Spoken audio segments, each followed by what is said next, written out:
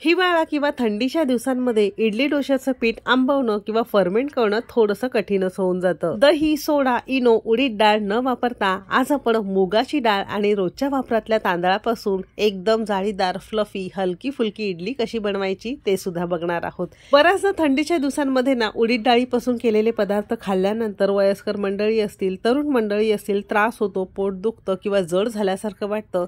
मशी ही रोजच्या वापरातल्या तांदूळ आणि मुगाच्या डाळीपासून एकदम मस्त बेत नक्की करून बघा। सोबतच चटणी सुद्धा शेअर केलेली आहे बरं का, म्हणून रेसिपी अगदी शेवटपर्यंत नक्की बघा।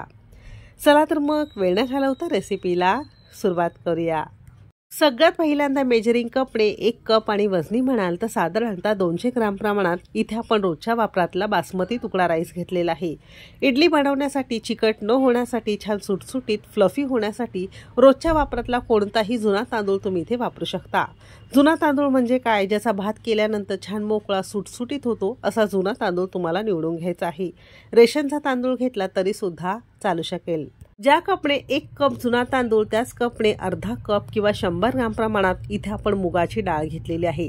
सालांसकट हिरवे मूग मिळतात, ते सुद्धा तुम्ही इथे वापरू शकता। हलकासा रंग हिरवट येण्याची शक्यता असते, बाकी चवीत तसा फारसा फरक पडत नाही। मेजरिंग कप तुमच्याकडे नसेल तर घरातल्या कोणत्याही एखाद्या वाटी किंवा पेल्याच्या प्रमाणाने ही दोन्ही जिन्नस तुम्हाला मोजून घेणं गरजेचं आहे। जर जास्त प्रमाणात करायचं असेल तर मोठ्या भांड्याने तुम्ही इथे मोजून घेऊ शकता, फक्त मोजून तुम्हाला इथे घ्यायचं आहे। आता काय करायचंय, 2 पाण्याने स्वच्छ धुवून घ्यायचंय आणि 2 ते 3 तासासाठी आपल्याला हे भिजत ठेवायचंय।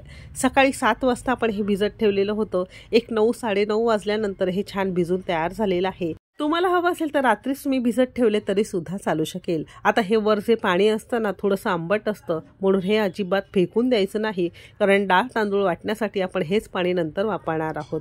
2 मिनिटांसाठी बाजूला ठेवून देणार आहोत, कारण डाळ तांदूळ आपला मस्त भिजून तयार आहे। आता काय करायचंय, सेम कपने 1 कप किंवा 100 ग्राम प्रमाणात इथे आपण जाड पोहे घेतलेले आहे। पातळ पोहे दिवाळीचे उरले असतील ते घेतले तरी सुद्धा चालू शकेल। हलक्याशा हाताने आपण एका पाण्याने हे पोहे धुवून घेतलेले आहे, खूप जास्त चोळायचे नाही। असं हे पोहे धुतल्यानंतर आपण हे 1 मिनिटासाठी बाजूला ठेवून देणार आहोत।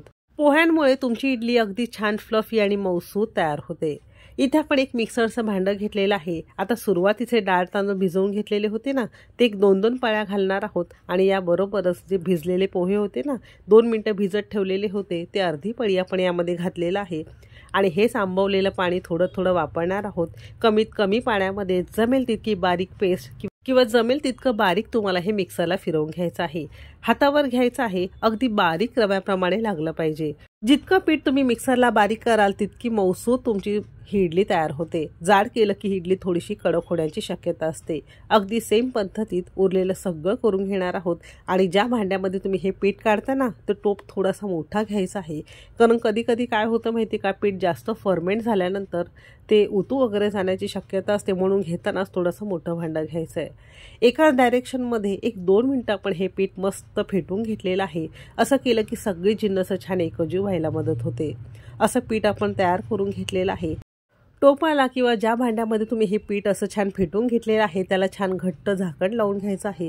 आता 2 वेगवेगळ्या पद्धतीत हे पीठ आंबवायचं कसं थंडी पावसाच्या दिवसांमध्ये ते बघणार आहोत। तर किचन प्लॅटफॉर्मवर जिथे आपण स्वयंपाक करतो ना, तिथेच आपल्याला एखादं उबदार कापड वगैरे यावर झाकून ठेवायचं आहे आणि जिथे स्वयंपाक करतो तिथे थोडंसं वातावरण गरम असल्यामुळे हे पीठ लवकर फर्मेंट होतं। आणखीन एक थोडीशी महत्त्वाची टीप अशी आहे, थंडी किंवा पावसाच्या दिवसांमध्ये, हिवाळ्याच्या दिवसांमध्ये रात्रीचं वातावरण थोडंसं थंड असतं, म्हणून शक्यतो सकाळीच आपल्याला हे पीठ असं बारीक करून घ्यायचं आहे। म्हणजे असं हे आपला सकाळचा नाश्ता होतो, दुपारचं जेवण वगैरे होतं, वातावरण थोडंसं गरम असतं आणि या उभेमुळे हे पीठ तुमचं छान फर्मेंट व्हायला मदत होतं। जर रात्री करून ठेवाल तर तितकासा चांगला रिझल्ट येणार नाही, म्हणून ही खास टिप तुमच्यासाठी। दुसऱ्या पद्धतीत सांगते, तुमच्याकडे मायक्रोवेव्ह ओव्हन वगैरे असेल ना, तर त्याला मायक्रोवेव्ह मोडवर फक्त 2 ते 3 मिनिटं चांगलं गरम किंवा हीट करून घ्यायचं आहे। स्विच काढून टाकायचं आहे आणि टोप तुम्हाला यामध्ये ठेवून द्यायचं आहे। पटकन झाकण लावून घ्यायचं आहे। एक 5-6 तासामध्ये मस्त फर्मेंट होतं। तुमच्याकडे ओव्हन जर असेल तर ही पद्धत तुम्ही नक्की करून बघा। अगदी संध्याकाळी रात्री जरी कराल तरी अगदी काम करतं। एकदम मस्त पीठ तुमचं यामध्ये तयार होतं।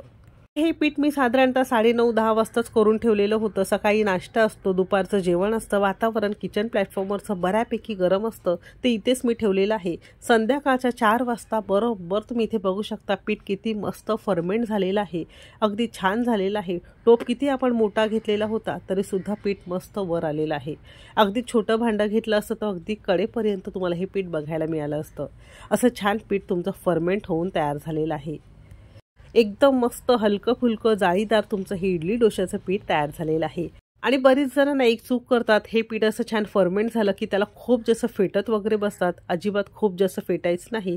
1-1.5 मिनिटं थोडंसं एकाच डायरेक्शनमध्ये फेटून घेतलं तर यामध्ये चांगली हवा भरली जाते आणि इडल्या डोसे अगदी व्यवस्थित तयार होतात। फक्त 1 मिनिटासाठी आपण हे हलकं फुलकं असं चांगलं ढवळून घेतले, कारण बघू शकता याला छान जाळी सुटलेली दिसत असेल। आता यामध्ये अजिबात सोडा घालण्याची गरज लागत नाही। फक्त जितकं पीठ तुम्हाला लागते त्याला चवीपुरतं मीठ घालायचं आहे आणि पाणीसुद्धा आपल्याला इथे अजिबात घालायचं नाही, कारण जर तुम्ही इडल्या करताय तर पीठ थोडंसं सरसरीत किंवा हलकंसं घट्टसर असतं। जर असे डोसे करत असाल तर थोडंसं पाणी तुम्ही इथे वाढवू शकता। डोसा, उत्तपम, आप्पे कोणतेही तुम्ही इथे साऊथ इंडियन डिश या पिठापासून तयार करू शकता। असं हे पीठ 5-6 दिवस फ्रीजमध्ये अगदीच तुम्ही तयार करून ठेवू शकता। यामध्ये अजिबात सोडा वगैरे घालण्याची गरज लागत नाही, कारण पीठ आपलं मस्त फ्लफी हलकं झालेलं आहे। फक्त फ्रीजमध्ये वगैरे ठेवताय ना तर थोडंसं रूम टेम्परेचर करून नंतर तुम्हाला हे वापरता येईल। तयार केलेल्या पिठाच्या इडल्या कशा होतात ते सुद्धा दाखवणार आहे। त्यासाठी आपण इडली पात्राला थोडंसं तेल लावून घेतलेलं आहे आणि पीठ थोडं थोडं आपण यामध्ये भरणार आहोत। अगदी कडेपर्यंत वरपर्यंत न भरता थोडं कमी असं आपल्याला भरायचं आहे। जितके तुम्हाला इडल्या करायच्या असतील तसं हे काढून घ्यायचं आहे। आता दुसरीकडे स्टीमरमध्ये 1 तांब्याभर किंवा 2 ग्लास आपण पाणी मस्त मोठ्या आचेवर झाकून उकळून घेतलेलं आहे। शक्यतो इडली छान फ्लफी होण्यासाठी, फुलण्यासाठी गरम पाणी वापरायचं आहे, म्हणजे यामध्ये इडली फुलायला मदत होते। खालून छान गरम प्रेशर येतं किंवा वाफ येते आणि इडली तुमची छान टम्म फुलते। दोन्ही स्टँड ठेवलेले आहेत, झाकण लावायचं आहे। मध्यम आचेवर एक 10-15 मिनिटासाठी आपण याला छान वाफवून घेणार आहोत। तोवर पटकन आपण ओल्या नारळाची चटणी बनवायला घेणार आहोत। अगदी 2 ते 3 मिनिटात तुमची ही तयार होते। चटणी बनवण्यासाठी अर्धी वाटी ओल्या नारळाची चव, अर्धी वाटी भाजलेली डाळ व किंवा फुटाण्याची डाळ म्हणतात ते घेतलेलं आहे। 1 हिरवी मिरची, 2 ते 3 लसणाच्या पाकळ्या, 1 इंच आलं, चवीपुरतं मीठ घेतलेलं आहे। थोडंसं आंबट आवडत असल्यास थोडंसं चिंच किंवा एखाद चमचा दही तुम्ही यामध्ये वापरू शकता। मिक्सरच्या भांड्यामध्ये सगळी जिन्नस काढून घेतलेली आहे आणि सुरुवातीला पाणी न घालता मिक्सरला फिरवून घेणार आहोत। नंतर गरज वाटली तर थोडंसं पाणी घालून जमेल तितकी बारीक चटणी आपण करून घेतलेली आहे। असं केलं की चटणी अगदी छान बारीक होते। हवी असेल तर अशीच खाल्ली तरी सुद्धा चालू शकेल। आपण याला मस्त फोडणी देणार आहोत। त्यासाठी कडल्यामध्ये चमचाभर तेल गरम करून घेतलेलं आहे। कडकडीत तेलामध्ये अगदी पाव चमचा मोहरी घातलेली आहे। मोहरी छान फुलली की यामध्ये 8-10 कढीपत्त्याची पानं, 1 चिमूटभर यामध्ये हिंग घातलेलं आहे।